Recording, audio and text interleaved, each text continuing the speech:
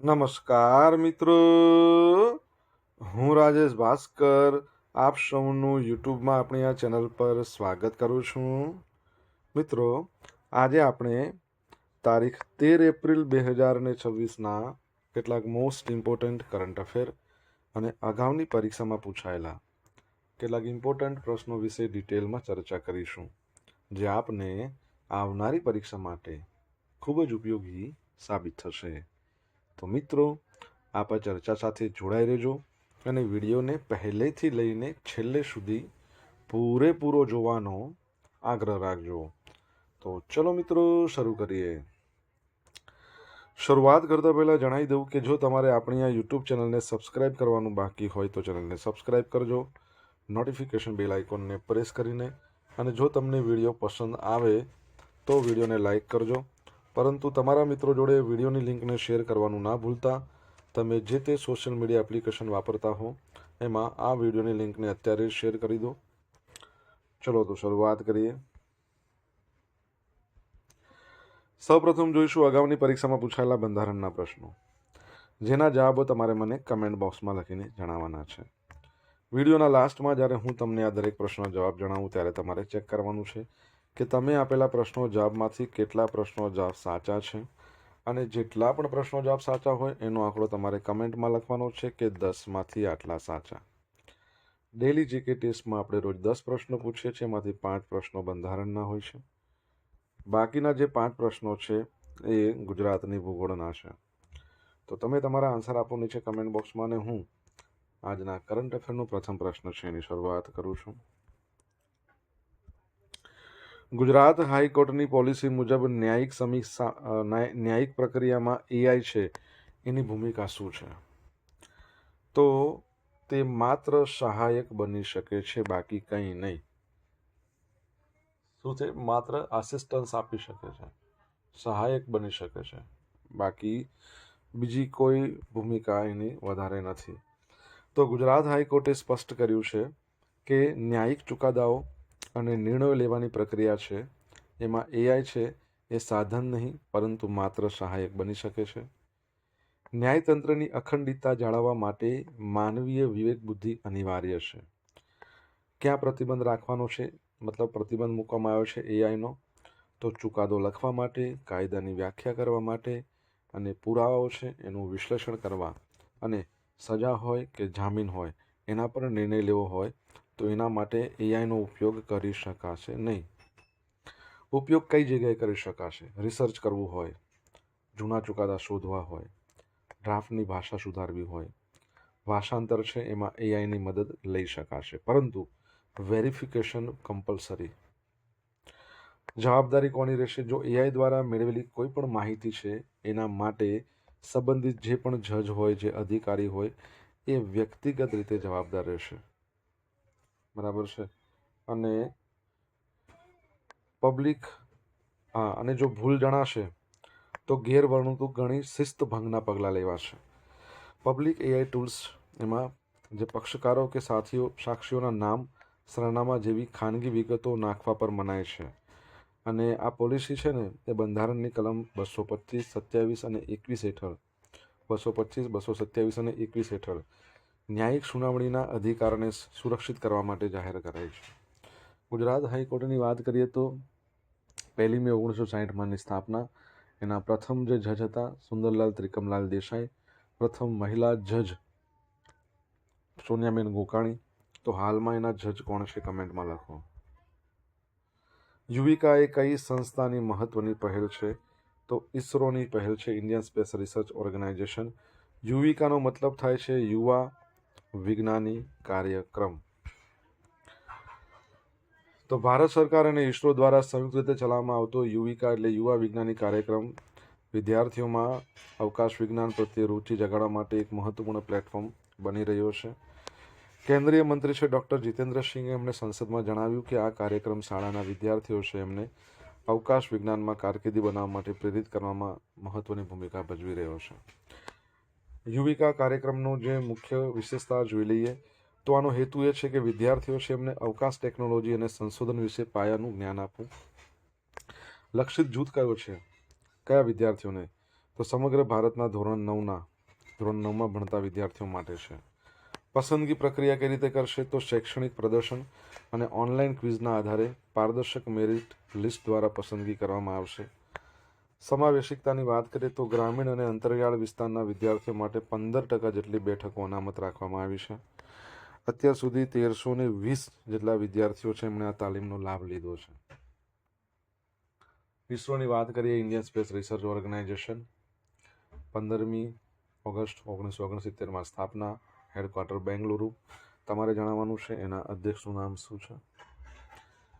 ડીજીટીએસ અમદાવાદ દ્વારા પરોક્ષ કરવેરા પર એક સેમિનારનું આયોજન થઈ ગયું.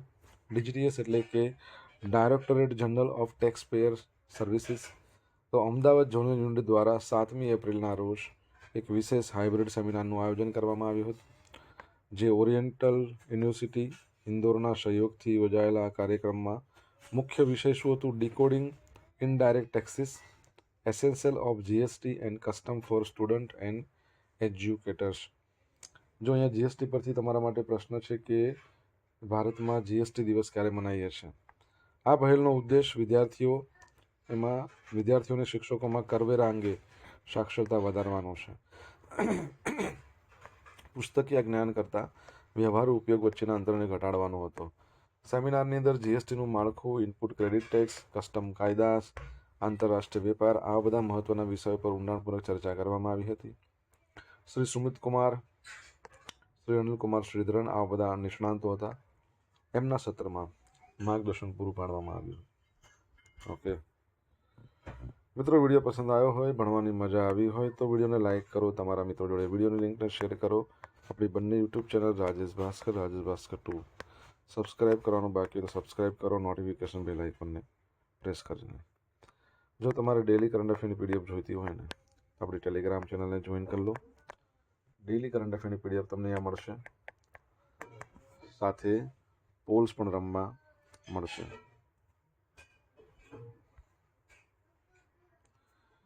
આશા ભોંસલેને કયા વર્ષમાં ભારત સરકાર દ્વારા પદ્મ વિભૂષણ સન્માન આપવામાં આવ્યું હતું? તો જવાબ આવશે 2008માં. શા માટે આપણે આમની ચર્ચા કરી રહ્યા છીએ? કેમ કે ગઈકાલે એમનું અવસાન થઈ ગયું છે. તો ઇન્ડિયન સિનેમા, ભારતીય સિનેમાના સુપ્રસિદ્ધ ગાયિકા, અને તમને ખબર હોય તો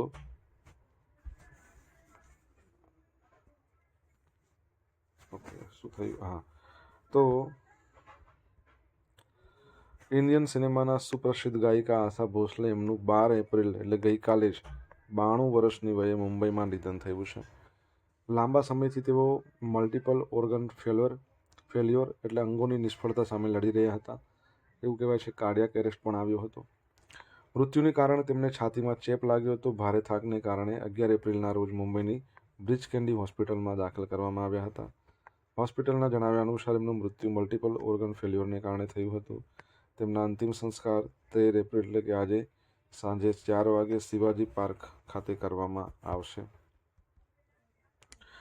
સંગીતની સફરની વાત કરીએ તો આશા ભોંસલેએ માત્ર 10 વર્ષની નાની વયે 1943માં મરાઠી ફિલ્મથી પોતાની કારકિર્દી શરૂ કરી હતી.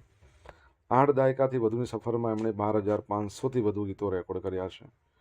એમને પદ્મ વિભૂષણ 2008, દાદા સાહેબ ફાળકે 2000ની સાલ, આવા બધા પ્રતિષ્ઠિત સન્માનો મળ્યા હતા. તમારા માટે પ્રશ્ન છે, છેલ્લે 2023ના વર્ષ માટેનો દાદા સાહેબ ફાળકે પુરસ્કાર કોને મળ્યો છે?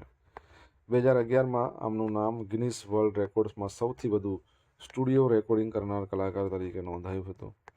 આશાજીના નિધનથી ભારતીય સંગીત જગતમાં એક સુવર્ણ યુગનો અંત આવ્યો છે. વડાપ્રધાન નરેન્દ્ર મોદી સહિત અનેક દિગ્ગજ હસ્તીઓ છે, એમણે એમના નિધન પર શોક વ્યક્ત કર્યો છે. બહુ અદ્ભુત એમનો અવાજ, one of my favourite playback singer કહી શકાય. ઘણા બધા સોંગ્સ છે એમના.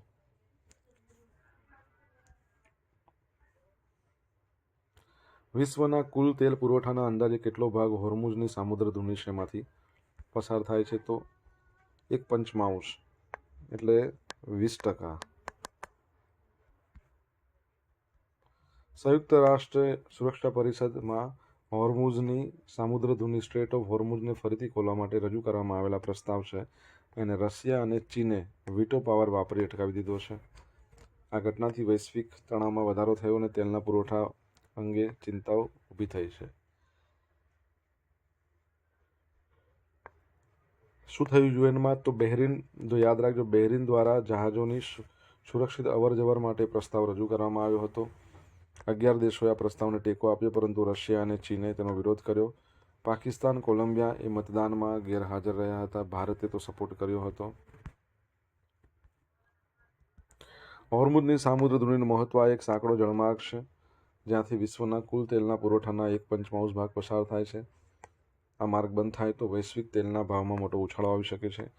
હવે રશિયા અને ચાઇનાના વિરોધનું કારણ શું છે? તો એમનું માનવું છે માત્ર શિપિંગ રૂટ સુરક્ષિત કરવાને બદલે સમગ્ર સંઘર્ષને રોકવા પર ધ્યાન આપવું જોઈએ. એમણે અમેરિકા અને ઇઝરાયલ પર આ ક્ષેત્રમાં તણાવ વધારવાનો આરોપ લગાવ્યો છે. વૈશ્વિક પ્રતિક્રિયા: ઈરાન દ્વારા માર્ગના સંભવિત બ્લોકર્સથી તેલના નિકાસ કરતા દેશો ચિંતિત છે.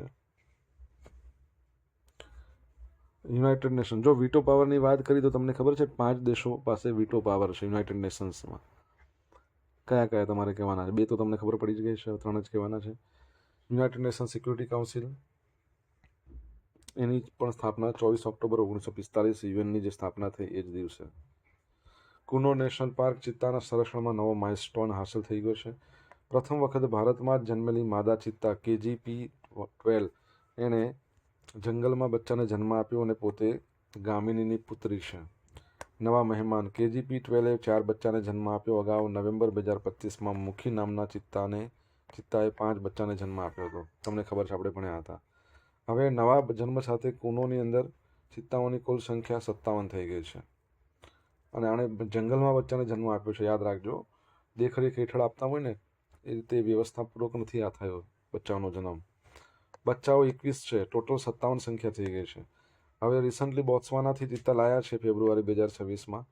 તો એ 9 ચિત્તાઓ પણ હવે સોફ્ટ રિલીઝ એન્ક્લોઝર એમાં મુક્ત કરવામાં આવ્યા છે. બરાબર છે. 1952માં ભારત સરકારે ઘોષિત કર્યું હતું કે ભારતમાં હવે ચિત્તાઓ નથી. 2022માં 17 સપ્ટેમ્બરના રોજ નામીબિયાથી ચિત્તા લેવામાં આવ્યા, પછી દક્ષિણ આફ્રિકાથી લાવ્યા અને એ પ્રમાણે ચિત્તાઓ આવતા ગયા. અત્યારે ટોટલ બચ્ચાઓ અને ચિત્તાઓ ટોટલ થઈને 57ની સંખ્યા થઈ ગઈ છે. વિશ્વ ચિત્તા દિવસ ક્યારે મનાવવામાં આવે છે તમે જણાવશો કમેન્ટમાં લખીને. સોશિયલ મીડિયાના માધ્યમથી મારી સાથે કનેક્ટ રહી શકો છો. ઇન્સ્ટા આઈડી છે આપણું rajesh.i.bhaskar. ફેસબુક આઈડી છે RI ભાસ્કર અને ટેલિગ્રામ ચેનલ છે આપણી રાજેશ ભાસ્કર. અહીં લખેલું છે રાજેશ ભાસ્કર, એને પણ જોઈન કરી લેજો. જો તમને ભણવાની મજા આવી હોય તો વિડીયોને એક લાઇક કરો, તમારા મિત્રો જોડે વિડીયોની લિંકને શેર કરો. ચેનલ સબસ્ક્રાઇબ કરવાની બાકી હોય તો સબસ્ક્રાઇબ કરો, નોટિફિકેશન બેલ આઇકોનને પ્રેસ કરીને. ઈરાને શાંતિ સ્થાપવા માટે કેટલા મુદ્દાના યોજના પ્રસ્તાવિત કરી છે? તો શાંતિ સ્થાપવા 10 મુદ્દાઓ આપ્યા છે. મધ્ય પૂર્વમાં વધતા તણાવ વચ્ચે ઈરાન અને અમેરિકા વચ્ચે 2 અઠવાડિયાના કામચલાઉ યુદ્ધ વિરામ પર સંમતિ સધાઈ છે. ઈરાન દ્વારા રજૂ કરવામાં આવેલા 10 મુદ્દાની યોજના બાદ આ મહત્વપૂર્ણ નિર્ણય લેવામાં આવ્યો છે. સમજૂતીનો મુખ્ય ઉદ્દેશ સૈન્ય કાર્યવાહીને રોકીને લાંબા ગાળાની શાંતિ માટે વાટાઘાટો કરવાનો છે. આ પ્રક્રિયામાં પાકિસ્તાન મધ્યસ્થની ભૂમિકા ભજવી રહ્યું છે. પરીક્ષામાં પૂછાઈ શકે છે. હવે 10 મુદ્દા કયા છે? તો અમેરિકા દ્વારા બિન આક્રમકતાની પ્રતિબદ્ધતા, હોર્મુઝની સામુદ્રધુની પર ઈરાનનું સતત નિયંત્રણ, ઈરાનના યુરેનિયમ સંવર્ધન કાર્યક્રમનો શિકાર, તમામ પ્રાથમિક પ્રતિબંધો હટાવવા, તમામ ગૌણ પ્રતિબંધો નાબૂદ કરવા, સંયુક્ત રાષ્ટ્ર સુરક્ષા પરિષદના ઈરાન વિરુદ્ધના ઠરાવો છે એનો અંત, IAEA ઇન્ટરનેશનલ એટોમિક એનર્જી બરાબર છે એનર્જી બોર્ડ ઓફ ગવર્નન્સના ઠરાવની સમાપ્તિ, ઈરાનને થયેલા નુકસાનનું વળતર આપવું, આ પ્રદેશમાં અમેરિકી લડાયક દળો છે પાછા ખેંચવા, ઈરાન અને તેના સાથી દેશો છે જે પણ એના વિરુદ્ધ તમામ મોરચે યુદ્ધનો સંપૂર્ણ અંત. આટલા મુદ્દા કયા છે? ઓકે. રાજ્યસભા એમાં નવા 19 સભ્યોએ શપથ ગ્રહણ કર્યા છે. તો ઉપરાષ્ટ્રપતિ અને રાજ્યસભાના અધ્યક્ષ છે CP રાધાકૃષ્ણન. એમના દ્વારા 6 એપ્રિલના રોજ રાજ્યસભાના 19 નવા ચૂંટાયેલા સભ્યોના પદના શપથ લેવડાવવામાં આવ્યા. મહારાષ્ટ્રની વાત કરીએ તો કેન્દ્રીય રાજ્યમંત્રી રામદાસ આઠવલે એમણે શપથ લીધા. NCP nationalist Congress party Sharad Pawar એમણે રાજ્યસભામાં ચૂંટાઈ આવ્યા. આ ઉપરાંત ડૉક્ટર જ્યોતિ નાગવાલ વાઘમારે એમણે રામરાવ શાખારામ વાડફુડે એમણે પણ શપથ લીધા છે. તમિલનાડુમાં 6 સભ્યોએ શપથ લીધા. Christopher Manickam, LK Sudheesh, doctor Anbumani Ramadoss, Tiruchi Siva. પશ્ચિમ બંગાળમાં બાબુલ સુપ્રિયો, બરાલ, રૂકમણી મલિક, ડૉક્ટર મેનકા ગુરુસ્વામી, રાજીવ કુમાર એ બધાએ શપથ લીધા. ઓડિશાની અંદર સંતૃપ્ત મિશ્રા, પછી મનમોહન સામલ અને દિલીપ કુમાર રાય સહિત 3 સભ્યોએ શપથ લીધા છે. તમને ખબર છે ગુજરાતની અંદર રાજ્યસભાની ટોટલ સીટો કેટલી છે? કમેન્ટમાં લખવા આન્સર આવડે તો. ગુજરાતની વાત ચાલે છે. અગાઉની પરીક્ષામાં પૂછાયેલા બંધારણના પ્રશ્નો. પહેલો પ્રશ્ન, પ્રથમ લોકસભાની રચના ક્યારે થઈ? તો 1952માં. નીચેના પૈકી કઈ જોગવાઈઓ હેઠળ GST કાઉન્સિલની રચના થઈ? અનુચ્છેદ 297A સુધારો. તમને ખબર છે GST દિવસ ભારતમાં ક્યારે મનાવીએ છીએ? આમ તો આપણે પ્રશ્ન કર્યો હતો ને હમણાં. ઓકે, આપણે જોઈ લઈશું. રાષ્ટ્રપતિ સંસદમાં મહત્તમ કેટલા સભ્યોની નિમણૂક કરી શકે? 12. લોકસભામાં 0, રાજ્યસભામાં 12. મુખ્ય માહિતી કમિશનરની નિમણૂક કરવા સારું રાષ્ટ્રપતિને ભલામણ કરવા માટેની સમિતિના અધ્યક્ષ કોણ હોય? તો એ જે કમિટી કહીએ અથવા તો સમિતિ કહીએ એના અધ્યક્ષ વડાપ્રધાન હોય. લોકસભાના પ્રથમ સ્પીકર ગણેશ વાસુદેવ માળવંકર.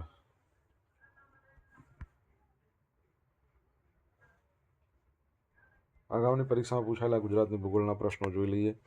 પહેલો પ્રશ્ન, અંબાજી તીર્થમાળા કઈ પર્વતમાળામાં છે? અરવલ્લી. કચ્છ જિલ્લામાં આવેલા પાનદ્ર વિસ્તારમાંથી શું મળી આવે છે? લિગ્નાઇટ, કોલસો.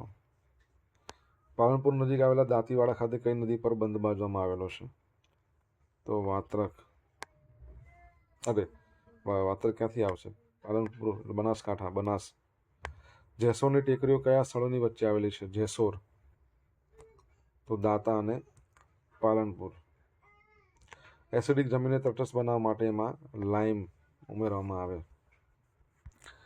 હવે મિત્રો, ગઈકાલે પૂછેલા પ્રશ્નો જવાબ જોઈ લઈએ. પહેલો પ્રશ્ન હતો, અર્થવાઇઝ એવોર્ડ 2026 મેળવનાર ગોપાલપુરા પ્રાથમિક શાળા કયા જિલ્લાની છે? આણંદ. વિશ્વ બેંકે નાણાકીય વર્ષ 2026-27 માટે ભારતનો વિકાસ દર 6.6% ઘોષિત કર્યો છે. હવે આજે પૂછેલા પ્રશ્નોનો જવાબ જોઈ લઈએ. પહેલો પ્રશ્ન શું હતો? ગુજરાત હાઈકોર્ટના ચીફ જસ્ટિસ હાલમાં કોણ છે? તો જસ્ટિસ સુનિતા અગ્રવાલ. શું નામ છે?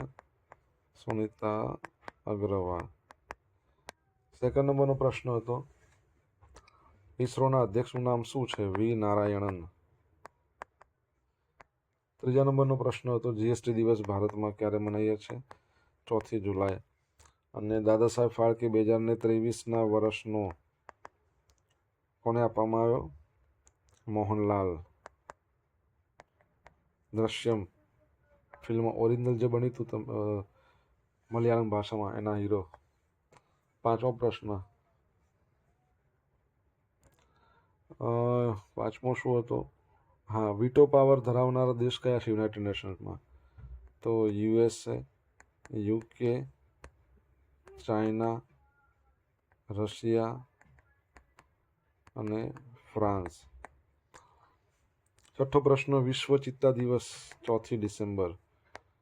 અને સાતમો પ્રશ્ન, દિવસ ગુજરાતમાં રાજ્યસભાની ટોટલ 11 સીટો છે, લોકસભાની 26 સીટો છે, વિધાનસભાની 182 સીટો છે. 3 લઈ લીધી. બરાબર છે? તો યાદ રાખજો.